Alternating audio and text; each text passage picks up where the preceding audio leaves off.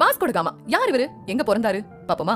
1460ஆம் ஆண்டு தென்மேற்கு போர்ச்சுகல்ல இருக்கிற அலண்டஜோ மாகாணத்துல கடற்கரை பக்கத்துல சயின்ஸ்ங்கிற ஒரு இடம், சயின்ஸ்னா சயின்ஸ் கிடையாது, SINES சயின்ஸ், அந்த இடத்துல திறந்திருக்காரு.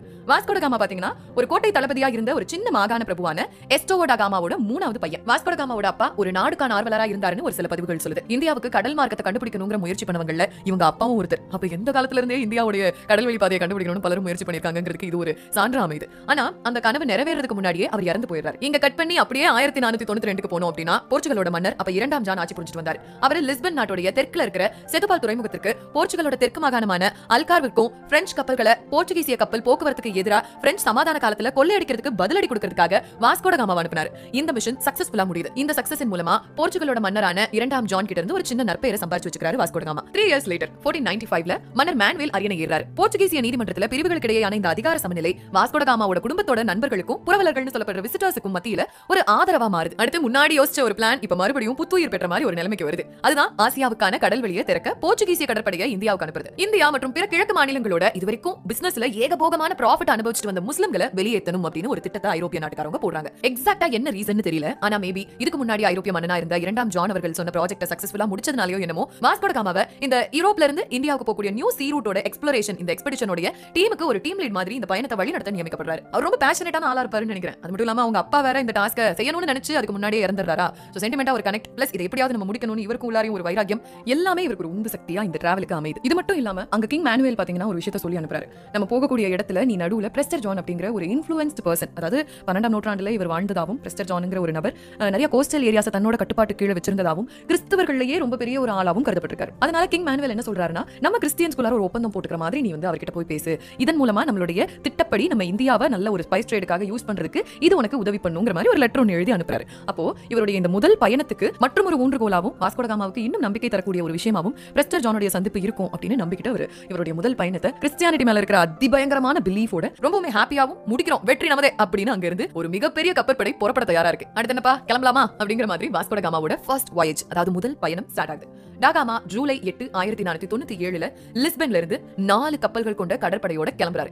ஒவ்வொன்றும் சும்மா பாய்மர கப்பல்னா ஏதோ வெயிட்லெஸ்ஸா இருக்கும் அப்படிலாம் நினைச்சிடாதீங்க. கிட்டத்தட்ட 120 டன் இருக்கக்கூடிய பாய்மர கப்பல்களை மன்னர் வந்து ரெடி பண்ணி வச்சிருக்காரு. அதுக்கு பேர் வேற வச்சிருக்காங்க அந்த டைம்ஸ்ல, பிகாஸ் மறந்துடக்கூடாது யார் யார் எந்த கப்பல்ல இருக்காங்க, ஒரு அட்ரஸ் பண்ணிக்கிறதுக்காவது இந்த பெயர்கள் யூஸ் ஆகும்னு நினைச்சிருக்கலாம். 120 டன் எடை கொண்ட இந்த கப்பல்கள் பேரு சாவோ கேப்ரியல், அப்புறம் சாவோ ரஃபேல் அப்படின்னு பெயரிடப்படுது. 50 டன் கேரவல் பெரியோன்னு பெயரிடப்படுது. அப்புறம் 200 டன் ஸ்டோர் ஷிப் அப்படின்னு சொல்லப்படுற ஒரு பிரம்மாண்டமான அளவிலான ஸ்டோரேஜ் இருக்கக்கூடிய நமக்கு தேவையான சப்ளைஸ் எல்லாம் அதுல ஸ்டோர் பண்ணி வச்சுக்கிற மாதிரி ஒரு ஷிப் ஒன்று வடிவமைக்கப்பட்டு அதுவும் அனுப்பப்படுது. இப்போ இவங்க எங்கெல்லாம் போறாங்க, எந்த கண்ட்ரில ஹால்ட் ஆவாங்கன்னு அவங்களுக்கே தெரியாது. அதனால வாஸ்கோ ட காமாவோட கடற்படையோட 3 மொழிபெயர்ப்பாளர்களும் போறாங்க. நமக்கு டிரான்ஸ்லேட்டர்ஸ் வேணும்னு கூடவே 2 அரபு மொழி பேசுறவங்களும் அப்புறம் a group of African language அப்படின்னு சொல்லப்படுற பண்டூங்கிற ஒரு பேச்சு வழக்கு அந்த காலத்துல இருந்திருக்கு. சோ அந்த மொழி பேசுற ஒருத்தரும் இவங்க கூட டிராவல் பண்ணிருக்காங்க. இந்த பண்டு லாங்குவேஜ்னா என்னன்னா எஸ்பெஷலி சென்ட்ரல் அண்ட் சதர்ன் ஆப்பிரிக்கால பேசக்கூடிய பல்வேறு மொழிகள் அடங்கின ஒரு மொழி தொகுப்பை பண்டு அப்படின்னு அட்ரஸ் பண்றாங்க. இப்ப நிலாவுக்கு போன நீல் ஆம்ஸ்ட்ராங் நாங்க தான் ஃபர்ஸ்ட் போனோம் அப்படிங்கிற தடயத்தை பதிக்கணும்னு சொல்லி தானாட்டு கோடி எடுத்துட்டு போய் அங்க சொருகி வச்சாரு. அதே மாதிரி யூரோப் கண்ட்ரி மக்கள் இந்தியாவுக்கான இந்த புதிய கடல் வழி பாதையை நாங்க தேடுறோம், சோ போற இடத்துல எல்லாம் எங்களுடைய கால் தடம் பதிக்கிற மாதிரியான ஒரு விஷயத்தை கூடவே எடுத்துட்டு போகணும்னு சொல்லி அப்பவே மாஸ்டர் பிளான் எல்லாம் போட்டு இந்த கப்பற்படையோட கண்டுபிடிப்பின் அடையாளமா பெட்ரோக்கள்னு சொல்லப்படுற கல் தூண்கள் கூடவே எடுத்து செல்லப்படுது. இந்த பெட்ரோன்னு நீங்க அடிச்சு பாத்தீங்கன்னா கூகுள்ல உங்களுக்கு ஒரு பிக்சர் வரும். ஒரு பெரிய கல்லாலான தூண் மாதிரி இருக்கு, அதுல ஒரு சிலுவையும் பொருத்தப்பட்டிருக்கு. பெரும்பாலும் ஐரோப்பியர்கள் கிறிஸ்டியன்ஸா இருந்திருக்காங்க அந்த டைம்ல. இது அதை குறிக்குது. ஜூலை 15ஆம் தேதி கேனரி தீவுகளை கடந்து இந்த கடற்படை 26ஆம் தேதி கேப் வேர்டே தீவுகள்ல இருக்கக்கூடிய சவோடியாகோன்னு அன்னைக்கு அழைக்கப்பட்டுச்சு, இன்னைக்கு சாண்டியாகோங்கிற ஒரு இடமா இருக்கு இல்லையா, அந்த இடத்துக்கு ரீச் பண்றாங்க. அதுக்கப்புறம் இவங்க கப்பற்படை அப்படியே கேப் வேர்டேங்கிற இடத்தை தாண்டி cape of good hope and fish river பகுதியை ரீச் பண்றாங்க. இப்போ இதுக்கப்புறம் யாரும் போகாத இடங்களை வாஸ்கோ ட காமா எக்ஸ்ப்ளோர் பண்ண போறாரு. இதுதான் ஐரோப்பியர்களுக்கும் சரி எஸ்பெஷலி போர்ச்சுகீசியர்களுக்கு ரொம்ப முக்கியமான ஒரு பிரதானமான பயணமா கருதப்படுது. ஏன்னா அவங்க நாட்டு மக்களுக்கு ஒரு பிரைட் மாதிரி இது. யாருமே எக்ஸ்ப்ளோர் பண்ணாத ஒரு பகுதியை இப்ப வாஸ்கோ ட காமா எக்ஸ்ப்ளோர் பண்ண போறாரு. கரெக்ட்டா? அடுத்து செப்டம்பர்ல இருந்து வாஸ்கோவும் அவங்களுடைய குழுவினரும் நிறைய புது புது டெரிட்டரிஸை கண்டுபிடிக்கிறதுக்கு ஆரம்பிக்கிறாங்க. அந்த டைம்ல வந்து ரீச் ஆன ஒரு இடம் தான் மொசாம்பிக். இந்த இடத்துல அவங்க கொஞ்ச நாள் ஹால்ட் ஆகணும் அப்படின்னு ஒரு பிளான் போடுறாங்க. பிகாஸ் அவங்களும் கொஞ்சம் ரெஸ்ட் எடுத்துக்கிட்டு அப்படியே கப்பல்களையும் பழுது பார்த்துட்டு போலாம் அப்படிங்கிற ஒரு எண்ணத்தோட தரையிறங்குறாங்க. இந்த மொசாம்பிக் அரேபியர்கள் கட்டுப்பாட்டுல இருந்த ஒரு பகுதிங்க. அதனால அங்க இருக்கிறவங்க பெரும்பாலும் இஸ்லாமிய மக்கள். அதனால வாஸ்கோ ட காமா தன்னை ஒரு இஸ்லாமியரா அறிமுகப்படுத்துறாரு. அவர் ஏன் அப்படி பண்றாருன்னா அங்க இவர் ஒரு கிறிஸ்டியன் அப்படின்னு அறிமுகப்படுத்தினா எங்க அந்த ஊர் மக்களுக்கு இவர் பிடிக்காம போயிருமோ, ஏத்துக்க மறுத்துருவாங்களோ அப்படிங்கிற ஒரு எண்ணத்துல அவங்க தனக்கு எதிராக திரும்பிடக்கூடாதுங்கிற ஒரு தற்காப்பு முயற்சியோட தன்னை ஒரு இஸ்லாமியரா இவர் அடையாளப்படுத்திக்கிறார். அப்புறம் மொசாம்பிக்கோட சுல்தானுக்கு இவர் நிறைய பரிசு பொருட்கள் எல்லாம் கொடுக்குறாரு. ஆனா ஒண்ணுமே பிரயோஜனமே படாத மாதிரி, ரொம்ப விலை மதிப்பெல்லாம் இல்லாத மாதிரி, ரொம்ப சாதாரண பொருட்களா ஒன்னாரா கட்டா பொட்டி கடையிலே கிடைக்குங்கிற மாதிரியான பொருட்களை கொடுக்கும்போது அந்த மொசாம்பிக் சுல்தானுக்கு சற்று கோபம் வருது, தொங்கல் போன்று ஆகிறது. இப்போ அவர் என்ன பண்றாருன்னா, எனக்கு இதெல்லாம் ஒண்ணு வேணாம், நீயே வச்சுக்கன்னு அவரை இம்ப்ரெஸ் பண்ணும் இந்த பொருள்லாம் நினைச்சு தப்பு கணக்கு போட்டார் வாஸ்கோ. பட் வந்து அது இம்ப்ரெஸ் பண்ணல அவரை. சோ அவரும் அதை ஏத்துக்க மறுக்கிறார் மொசாம்பிக் சுல்தான். கொஞ்ச நாள் அங்கே இருக்காங்க, கிட்டத்தட்ட ஒரு 2.5 months. அங்க இருக்கும்போது பார்த்தா வாஸ்கோ ட காமாவும் அவங்களோட குழுவினர் நடந்துக்கக்கூடிய பிஹேவியர்ஸ் எல்லாம் பாக்குறப்ப ஊர் மக்களுக்கு வாஸ்கோ ட காமா மேல சந்தேகம் வருது. ஒருவேளை இவங்க எல்லாம் கடல் கொள்ளையர்களா இருப்பாங்களோ அப்படின்னு ஒரு டவுட். அந்த டவுட் உறுதிப்படுத்துற மாதிரி தான் அவங்க எல்லாரோட பிஹேவியர்ஸும் இருக்கு. சோ டோட்டலி வாஸ்கோ ட காமாவோட பிஹேவியர்ஸ் அந்த நாட்டு மக்கள் வந்து எதிர்த்திருக்காங்க, பிடிக்கலன்னு மறுத்திருக்காங்க. அதனால ஒரு நாள் மக்கள் எல்லாரும் சேர்ந்து நீ வெளியே கிளம்பு, ஊருக்கே போ அப்படின்னு சொல்லிட்டு அவங்களை விரட்டி அடிக்கிறாங்க. அதனால வேற வழி இல்லாம மார்ச் மாசம் வாஸ்கோ ட காமா மொசாம்பிக்ல இருந்து கிளம்புறாரு. சொல்ல போனா கிட்டத்தட்ட தப்பிச்சு போறாருன்னு தான் நம்ம வந்து எடுத்துக்கலாம். ஏன்னா அங்க இருந்து விரட்டுறாங்க லிட்டரலி.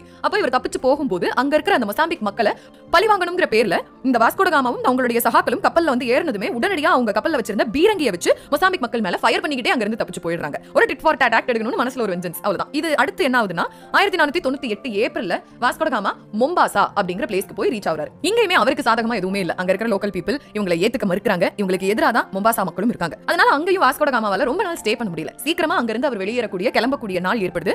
சோ ஏப்ரல் மிட்லயே அங்க இருந்து கிளம்பி போயிடுறாங்க. இப்ப வாஸ்கோ ட காமாவுக்கு வேற வழி கிடையாது, இவங்களுக்கு ஒரு சில பொருட்கள்லாம் தேவைப்படுது. அதனால என்ன பண்ண ஸ்டார்ட் பண்றாங்கன்னா, நவீன கென்யா அப்படின்னு சொல்லப்படுற பிளேஸ்ல பாத்தீங்கன்னா இவங்களோட கடல் கொள்ளையா ஆரம்பிக்கிறாங்க. அதாவது இவங்க கடைசியா மொம்பாசால இருந்து எஸ்கேப் ஆனதுக்கு அப்புறமா வர வழியில கடல் வழியா வரக்கூடிய அரேபிய வணிக கப்பல்கள் இருக்கும் தெரியுமா, அந்த கப்பல்கள் எல்லாம் பெருசா எந்த ஒரு காவலோ இல்ல அவங்க பெரிய பெரிய பீரங்கி எல்லாம் எடுத்துட்டு வரல. ஜஸ்ட் அவங்க ட்ரேட் பர்பஸ்னால ஒரு சில ஸ்பைசஸ் அவங்களுக்கு தேவையான பொருட்கள் இந்தியால இருந்து பர்ச்சேஸ் பண்ணி வந்துட்டு இருக்காங்க. அது போன்ற கப்பல்கள் எல்லாத்தையும் வழியில பிடிச்சு வச்சு வழிப்பறி பண்றாங்க. Literally the pirates of the Caribbean மாதிரி இவங்க பிஹேவ் பண்றாங்க. வாஸ்கோ ட காமாவும் அவங்க டீமும் இது மாதிரி அரபு வணிக கப்பல்களை கொள்ளையடிக்கிறப்போ ஒரே ஒரு விஷயம் மட்டும் அவங்களுக்கு தெளிவா புரியுது. ஏதோ ஒரு வகையில இந்த அரப் ட்ரேடர்ஸ் வணிகம் பண்ணிட்டு இருக்காங்க. இந்தியாவில இருந்து இந்த சரக்கு கப்பல்கள் ஏதோ ஒரு ரூட் பிடிச்சு யூரோப்புக்கு ஸ்பைசஸ் எல்லாம் விக்கிறதுக்கு எடுத்துட்டு போறாங்கங்கறத கண்டுபிடிக்கிறாப்படி. சோ அங்க இருக்கிற லோக்கல் பீப்பிள் இல்லனா வியாபாரிகள் கிட்ட பேசணும்னா எக்ஸாக்ட்டா என்ன ரூட் அது அப்படிங்கறத நம்ம தெரிஞ்சுக்கலாம். இந்தியன் சீ ரூட்டை நம்ம கண்டுபிடிச்சிரலாம் அப்படிங்கிற ஒரு நம்பிக்கையோட வாஸ்கோ ட காமா ஒரு புரிதலுக்கு வராரு. அடுத்து இந்த டைம்ல வாஸ்கோவும் அவங்களுடைய குழுவினரும் அடுத்து ரீச் ஆகிற இடம் தான் மலிண்டி. மலிண்டி பகுதி மக்கள் வாஸ்கோ ட காமாவையும் அவங்க கூட வந்த செயலர்ஸையும் ரொம்ப ஏகபோகமா வரவேற்கிறாங்க. அதுக்கு ஒரு முக்கியமான காரணம் என்னன்னா, இந்த மலிண்டி பகுதிக்கு வரதுக்கு முன்னாடி வாஸ்கோ ட காமா மொம்பாசான ஒரு பகுதிக்கு போயிருந்தார். இந்த மொம்பாசா மக்களுக்கும் மலிண்டி மக்களுக்கும் ஒத்து வராது போல, ரொம்ப சுமூகமான ரிலேஷன்ஷிப்லாம் இல்ல. அதனால வாஸ்கோ ட காமா மலிண்டிக்கு வரப்போ மக்கள் என்ன யோசிக்கிறாங்கன்னா, இவங்க நமக்கு சப்போர்ட்டிவா இருப்பாங்க, அதனால இவங்க நம்ம கைக்குள்ள போட்டு வச்சுப்போம் அப்படிங்கிறதுக்காக வாஸ்கோவையும் அவங்க கூட வந்த சகாக்களையும் ரொம்ப சூப்பரா ஹாப்பியா வரவேற்கிறாங்க. இவங்க நமக்கு சப்போர்ட்டிவா இருப்பாங்கங்கிற ஒரு பாயிண்ட் ஆஃப் வியூ நம்ம யாருக்கு சாதகமா இருக்கோ இல்லையோ வாஸ்கோ ட காமாவுக்கு ரொம்ப சாதகமா இருக்கு. அவரோட பிளானை இங்க இறக்குறாரு. அதாவது எங்க இருந்து ஸ்பைசஸ் எல்லாம் வருதுங்கிற டீடைல்ஸ் வாங்கணும்னு தானே மனுஷன் இங்க கிளம்பி வந்தாரு. அதனால அக்கம் பக்கத்துல இருக்கக்கூடிய வியாபாரிகள் ஒவ்வொருத்தர்கிட்டையும் நீங்க வாங்குறீங்களே இந்த அற்புதமான ஸ்பைசஸ்லாம் அதெல்லாம் எங்க இருந்து கொள்முதல் பண்றீங்கங்கிற மாதிரி லைட்டா அப்படியே எல்லார்ட்டையும் விசாரிக்க ஆரம்பிக்கிறாரு. ஒவ்வொருத்தரும் பாத்தீங்கன்னா எங்க இருந்து எக்ஸாக்ட்டா வருதுங்கிற பிளேஸை ஒவ்வொரு விதமா ரெஸ்பாண்ட் பண்ணிட்டு இருக்காங்க. நிறைய ஹிஸ்டோரியன் சொல்லக்கூடிய ஒரு விஷயம் என்ன அப்படின்னா, ஒரு குஜராத்தி ஒருத்தர் தான் வாஸ்கோ ட காமாக்கு முன் வந்து இந்த ஸ்பைசஸ் எல்லாம் எக்ஸாக்ட்டா எங்க இருந்து வருதுங்கிற டீடைல்ஸ் சொல்லி, அது மட்டும் இல்லாம வாஸ்கோ ட காமாவுக்கு கப்பல் வழியா எப்படி இந்தியாவுக்கு வந்தடையணும்ங்கிற ரூட்டையும் கூடவே இருந்து ஹெல்ப் பண்ணாரு அப்படின்னு பெரும்பான்மையான வரலாற்று பதிவுகள் சொல்லுது நமக்கு. ஆனா இவர் இந்த வழிகாட்டினார் தெரியுமா, இந்த குஜராத்தி அவர் ஒரு முஸ்லிம்னும் இல்ல ஒரு சிலர் வந்து கிறிஸ்டியனும் கூட அட்ரஸ் பண்றாங்க. பட் நமக்கு கிடைச்ச மோஸ்ட் ஆஃப் தி ஹிஸ்டரியில மென்ஷன் பண்ணிருக்கிற விஷயம் என்னன்னா, அந்த வணிகர் ஒரு குஜராத்தி, அவர் தான் வாஸ்கோ ட காமாவை இந்தியாவுக்கு கூட்டிட்டு போனாரு, கூடவே இருந்து ஹெல்ப் பண்ணி ரூட் காமிச்சாருன்னு சொல்லப்படுது. இப்ப ரூட் ஓரளவுக்கு தெரியுங்கிற நம்பிக்கையோட கிளம்புறாங்க. இந்தியாவை இப்ப எக்ஸாக்ட்டா வந்து ரீச் பண்ணாங்கங்கிறதையும், அங்க அவர் இந்த ஃபர்ஸ்ட் வேயேஜ்க்கு 3 கோலா நம்பின அந்த கிறிஸ்டியன் மன்னனான பிரஸ்டர் ஜானை மீட் பண்றாரா இல்லையா, என்ன நடக்குது, பாக்கி கதையை அடுத்த எபிசோட்ல தெரிஞ்சுப்போம். Stay tuned.